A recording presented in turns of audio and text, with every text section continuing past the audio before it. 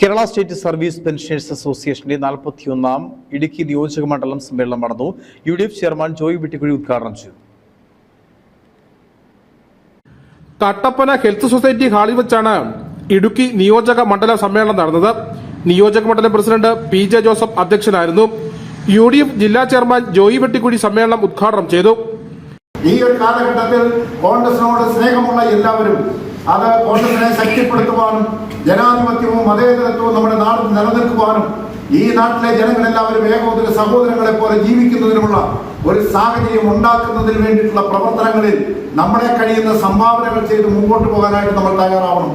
വളരെയധികം സംഭാവന 55-58 വയസ്സായി കഴിയുമ്പോൾ പെൻഷനാവുന്ന ആളുകൾക്കും അവരുടേതായിട്ടുള്ള വലിയ സംഭാവന നൽകുവാൻ കഴിയുമെന്നുള്ള കാര്യത്തിൽ യാതൊരു സംശയവുമില്ല. അവരെ എല്ലാവരെയും നമുക്ക് KSSPA സംസ്ഥാന സെക്രട്ടറി തെങ്ങിൻകോട് ശശി മുഖ്യപ്രഭാഷണം നടത്തി. യോഗത്തിൽ കേരള സ്റ്റേറ്റ് സർവീസ് പെൻഷനേഴ്സ് അസോസിയേഷനിലെ മുതിർന്ന അംഗങ്ങളെ ആദരിച്ചു. സംസ്ഥാന സമിതി അംഗം KA മാത്യു, ജില്ലാ വൈസ് പ്രസിഡന്റ് സണ്ണി മാത്യുവും ജില്ലാ കമ്മിറ്റി അംഗം PS രാജൻ, നിയോജക മണ്ഡലം സെക്രട്ടറി KP ജയ്മോൻ തുടങ്ങിയവർ സംസാരിച്ചു. News bureau, Kattappana.